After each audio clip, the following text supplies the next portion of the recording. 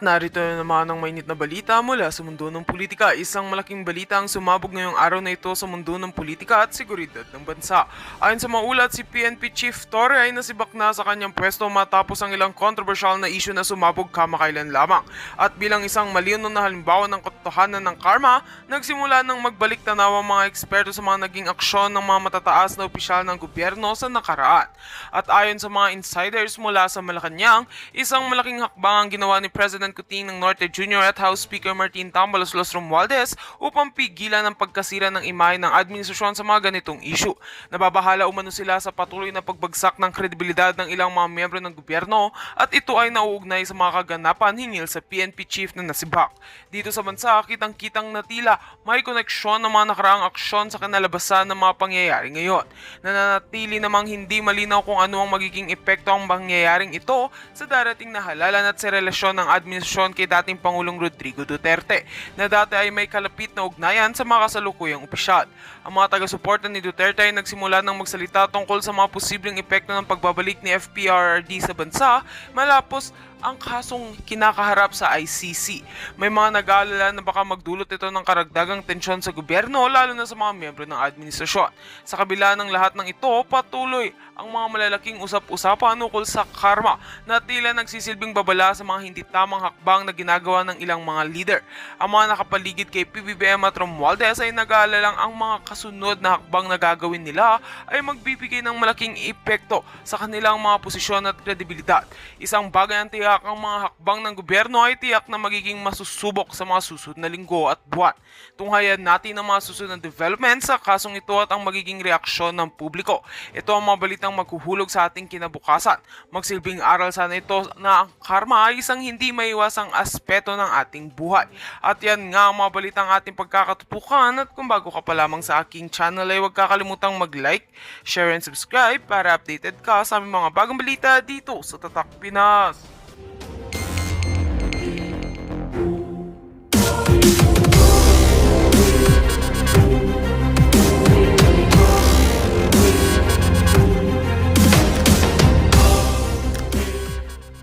Si Mark na nag-security force kay PRD, kay Inday Sara na taga UAE, pabalik sila ngayon. Naku, I really appreciate talaga ang iyong concern at pagbabantay din sa amin, sa akin.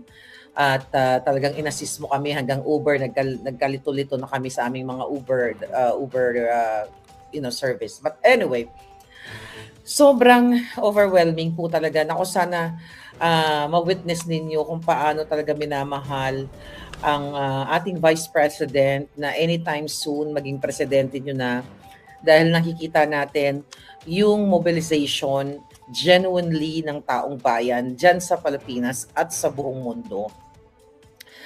At kung talagang mga kababayan, kung nandoon kayo, ramdam nyo, ako sa totoo lang, nung first time ko nakita si Inday, kahit matapang ako, kinakabahan ako. Totoo yun.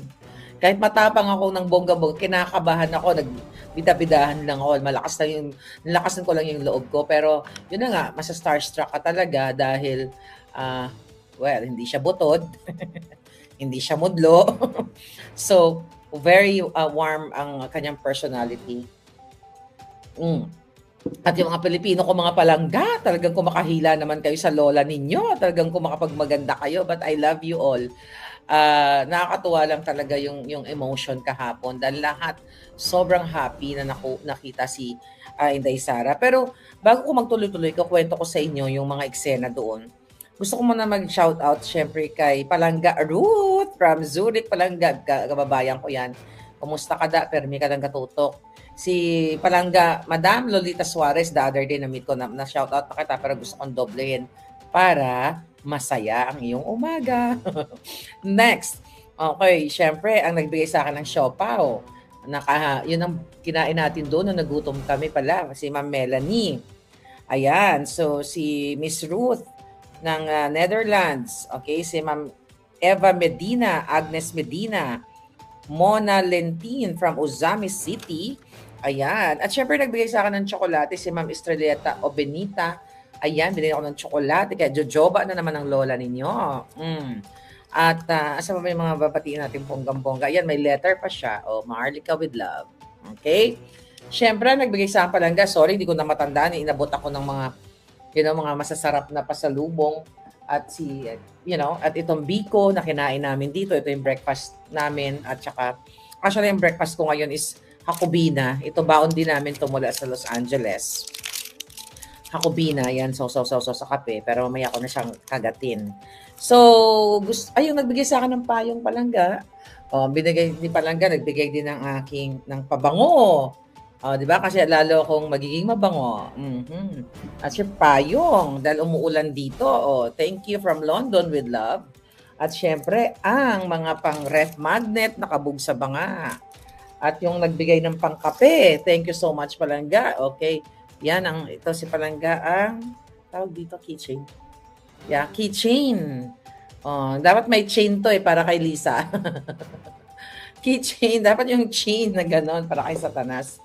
Anyway, yes. Thank you so much sa inyong lahat. Okay, magkakwento tayo. Glee Pretty 79, thank you very much for being a new member. All right, thank you. Ano ba gusto niyo marinig na kwento? Okay. Yung pangalawa kasi ako nagsalta after Ben Ripol, di ba? Natuwa ako dahil sobrang daming talagang nagmamahal na palangga sa taong bayan. Alam nyo, yung ayokong sabihin na mahal ako ng taong bayan. Kasi kaya naman kayo na yung mga tao doon, you were there kasi mahal nyo yung Pilipinas. Ako lamang isang representante ng isa sa inyo na nagmamahal ng lupang tinubuan. Kaya kung siguro, not as Claire or as Maharlika, pero nagmahalan tayo sa isa't isa. Kinabog natin ang banga at nagbidabidaan talaga ako doon kahapon. Excuse me, habang wala pa si Inday, talagang dapat magbidabidahan tayo, di ba? Pagdating ni Inday, tumahimik lahat tayo at makinig sa kanyang mensahe. Alright? Pero I appreciate talaga yung ating mga palangga doon. Mga palangga, I'm sorry kung hindi tayo nagkita. Pero doon sa mga palangga ako na talagang lahat kayo na nagtiyaga talaga, iba yung power, iba yung tunay na unity para sa Pilipinas. So, ayun, yung dumating na si Vice President Day Sara, grabe yung tao, nakikita nyo naman sa social media, di ba? Ako kasi wala po akong cameraman, di ba? Meron lang ako mga angels sa paligid-ligid ko na nagmamasid. Baka biglang may mga rebelding komunista na, pakana ni Satanas o yung mga, alam nyo na. So, meron lang ako mga secret agent, di ba? Na nagmamasid. Pero in terms of mga gadget and everything as reporter or whatever, wala ako niyan. Ang gadget ko lang telepono kasi hindi na ako maganda-ugaga ng kaka-emote, di ba? Ma'am Erliza, ayan. Nag-message si Ma'am Erliza, no? Ayan. So, ano pa ang chika? Galing, ano yun palangga? Ma'am, shout out from Butuan si Ellen. Okay. Si Ma'am Priscilla, yeah. Okay. So, i-describe ko sa inyo yung vibes ng tao. Although nakita nyo na. So, pagpasok ni Inday Sara, talagang alam mo yung ginagawa ni Inday na talagang lahat ng tao gusto niyang i-accommodate. Lahat po kayo, parang ako gusto ko rin kayo i-accommodate lahat. Pero syempre, kung accommodate natin yung libo-libong 5,000 na yun, wala na tayong program. Mag-picture-picture na lang tayo, mga Inday. So nakita ko si VP Sara, talagang inisa-isa niya yung mga tao.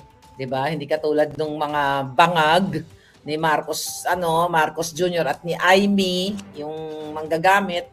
Pag nakakita ng mga kababayan niya na feeling niya hindi alta na mga bangag, inahawi niya. But I can feel the sincerity of Vice President Sara na gusto niya makadaupang palad yung ating mga kababayan. Okay, so yun nga, inisa-isa niya talagang ang mga tao hindi magmayaw, tama ba? Hindi magmayaw sa kanilang mamaya po magpapatin ko tayo sa inyo mga palangga na nagpapasabog ng kanilang grasya diyan. So, hindi magkamayaw yung tao, lahat gustong yakapin. Sabi ko sa inyo, rockstar siya, talagang tunay na rockstar. 'Di ba? Ano lang ako, second honor. Dapat may ganun. Second honor lang ako. Dapat hindi tayo lumalayo kay Vice President. Anyway, talagang grabe yung pagmamahal sa kanya ng tao, yung longing na, "Inday," sabi gano'n ng mga tao, "Magpresidente ka na, day," gano'n. At talagang ramdam mo kasi nakakausap ko yung mga tao, minsan binubulungan pa ako, "Madam, meron do'n isa, na nagbulong sa akin, dahil sa'yo nabudol kami." Sabi gano'n siya. Ako pa rin ang sinisisi, "Ikaw yung may kasalanan, hitad." Nakalimutan ko na yung pangalan niya, oh, hindi mo na-videohan yun palangga, 'no, sayang. Ang sabi sa'kin, "Hitad, dahil sa'yo nagbudol kami." Tapos sabi niya, "Okey lang, nandito ka naman." Oh, may mga gano'ng bawi. Anyway, itong mga taong ito, itong mga kababayan natin, genuine. 'Di ba sobra yung ang daming Ilocano do'n, 'di ba nung nag-speech ako ng bonggang-bongga, ang daming mga Ilocano, yun ang una kong tinanong, marami bang Ilocano dito? Ang daming nagsigawan. Patunay na ang nagmamahal kay Pangulong Duterte, hindi lang mga Davaoenyo o mga Bisaya na sinasabi ng mga kalaban natin, kundi mamamayang Pilipino, at nakita ng international community kung paano talagang yakapin ang Pangulong Duterte at ang kanyang pamilya na pinadukot, na inextract, inabdak ni Lee Satanas, ni Marcos Jr. at ang pakikipagsabwatan ng gobyernong Bangag.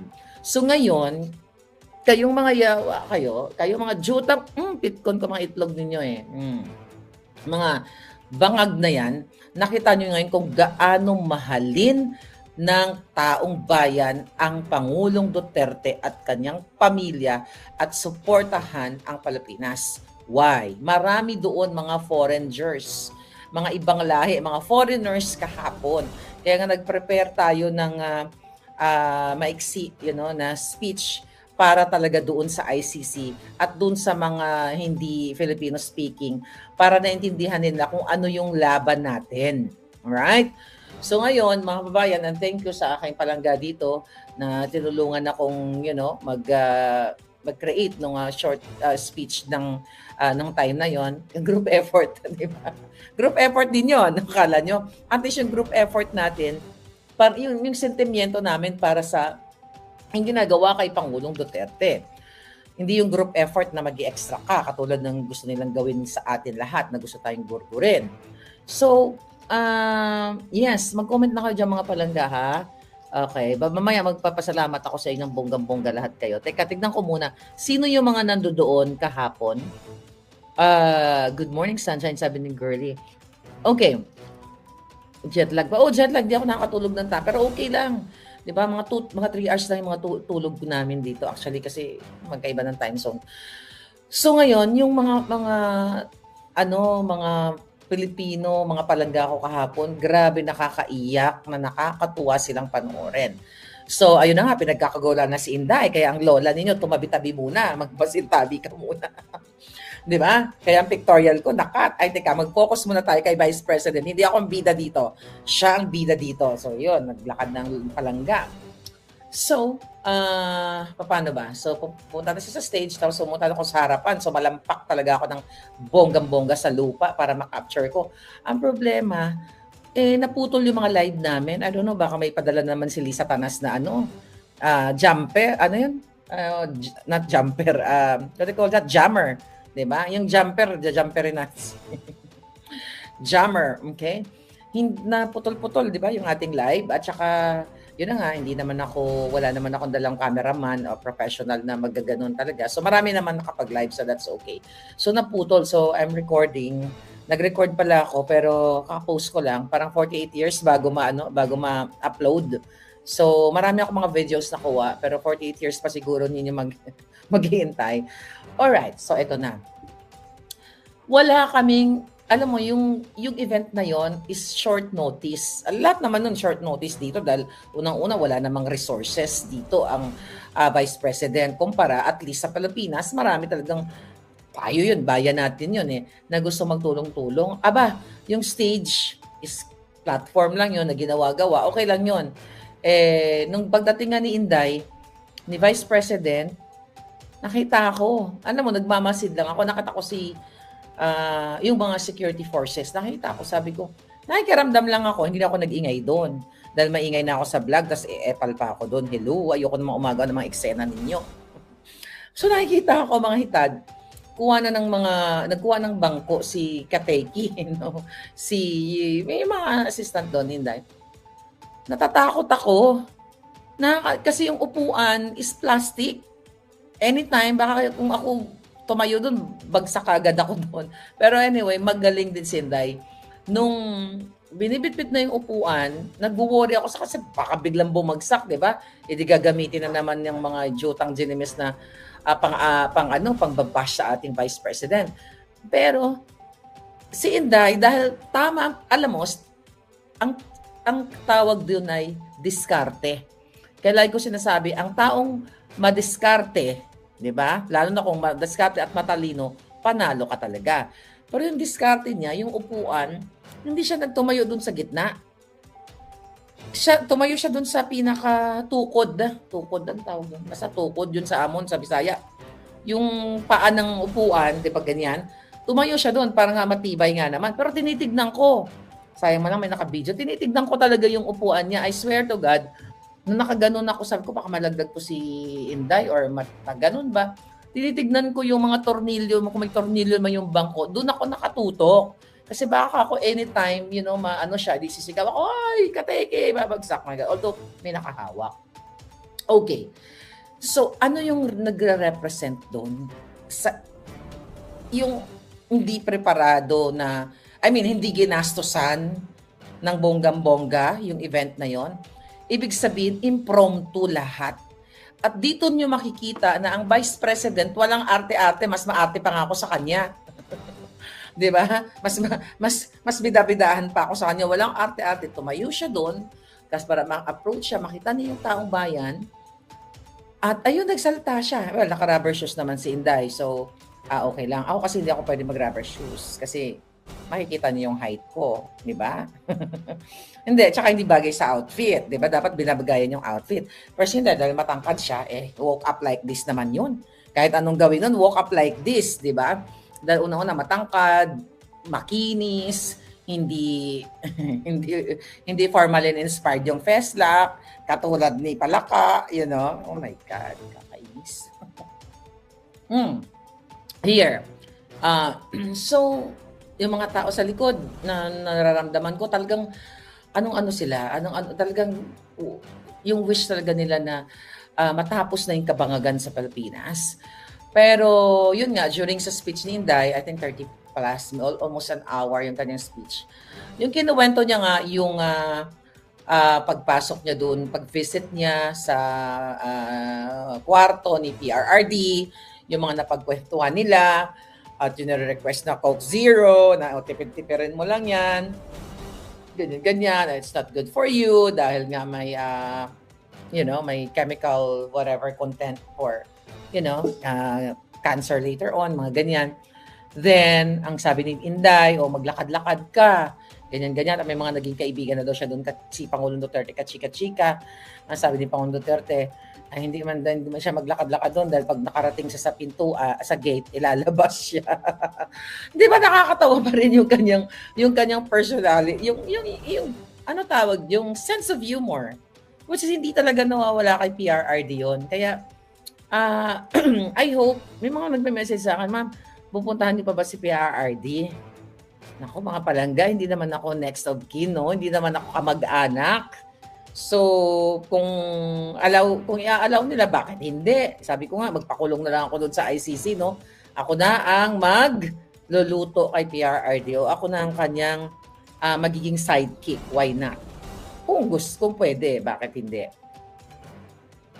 Pero that's not possible. Ito ay for the heck lang na nagkakwentuhan tayo kasi morning here, kape-kape tayo, alright?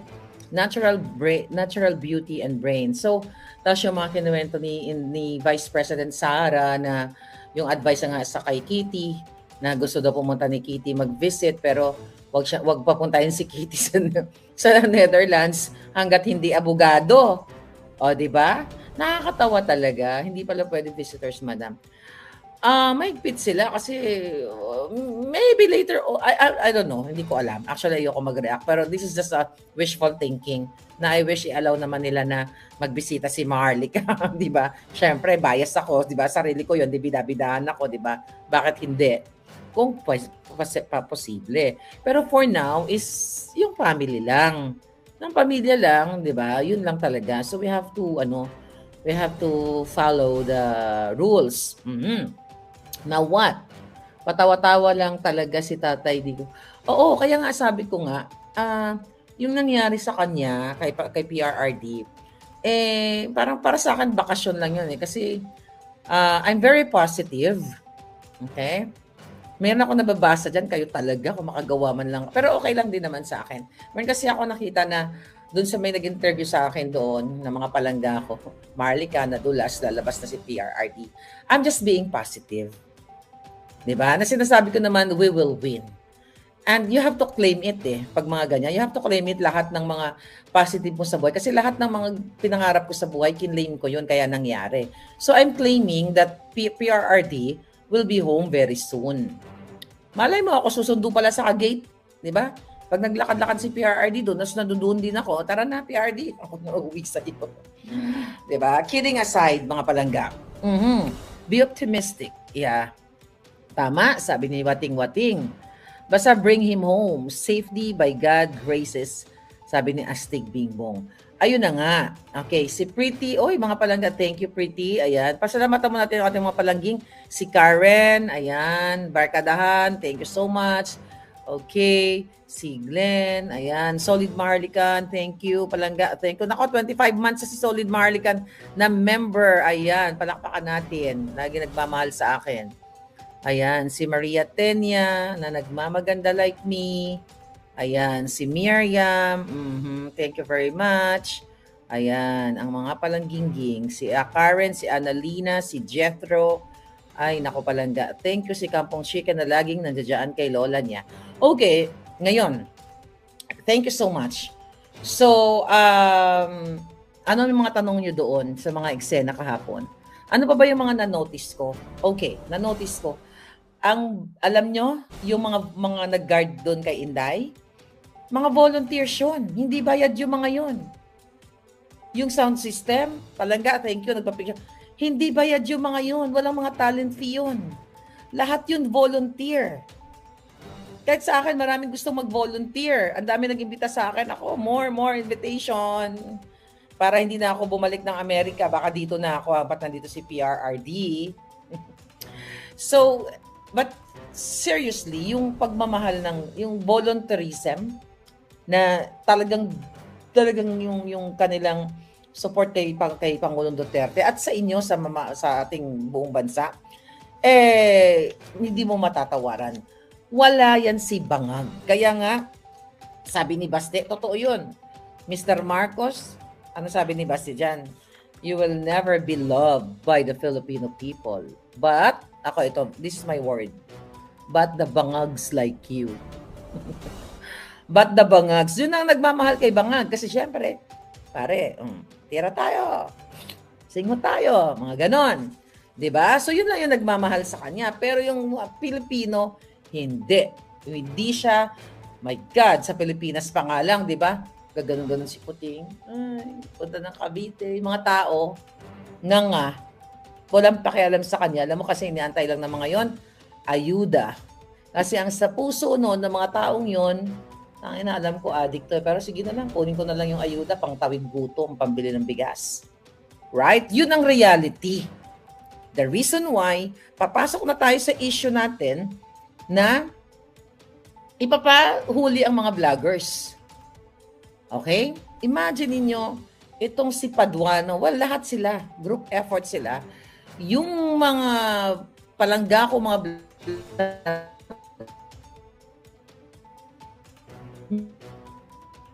at nag-post o nag-criticize doon sa Tridor.com o sa Kongreso, ay, ba't nawala ako? Ba't pinitsura ko dyan? Para akong si Lisa. Ba't ganyan? Bakit nagbabuffer? I'm good. Okay. Anyway, imagine nyo mga kababayan, kailangan nyong gisingin ang inyong diwa kahit anong kulay ng inyong politika. Because this is not about politics. Dahil ako, di man ako politikong tao. Kasi kung politiko ako, hindi nyo ako nakikita dito magdadakdak na laban sa mga bangag. Kasi ang karamihan, hindi naman lahat. Karamihan sa mga, hindi katulad ni Inday.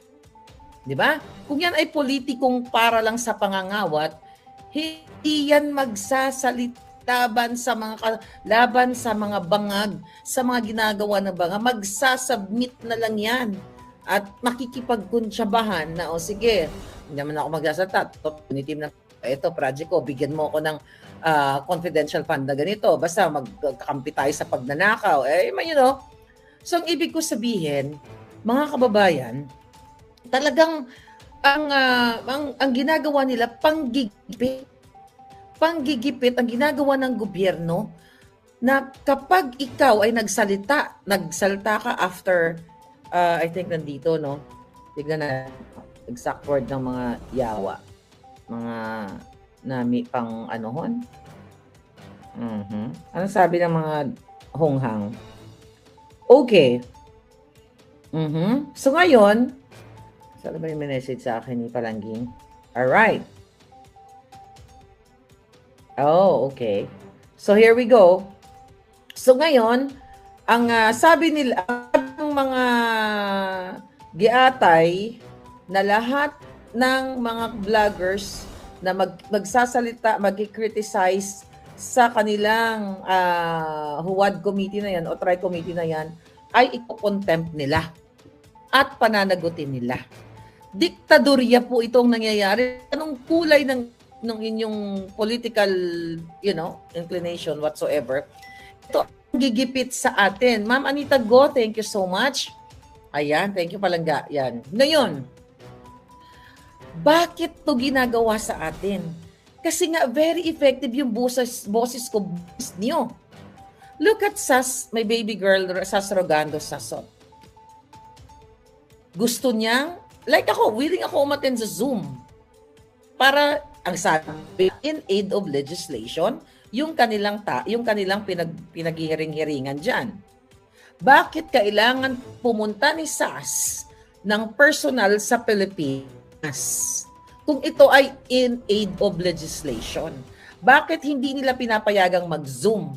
Pero si Asierto, yung kasabwat ni Trillanes, dito sa pag-file ng case sa ICC against PRRD, pinayagan nilang mag-Zoom. Nakita nyo yung double standard, yung kajegemonyuhan ng gobyerno ni Pangag. My God, yung mga kaparian, mga kapulisan, lahat po kayong mga Pilipino, sige maghihinahon ako. Bulag ba kayo? Na kapag pabuk sa mga bangag, okay lang umattend sa Zoom hearing? Sa Zoom at ididinggin yung mga akusasyon kay PRRD. Remember dong sinabi na ano pangalan nun? Inisip ko yung pangalan isang Joang na yon. But anyway, pagkasiraan ng Pangulong Duterte o hindi kasiraan kapag gustong sirain ng Pangulong Duterte, ang Vice President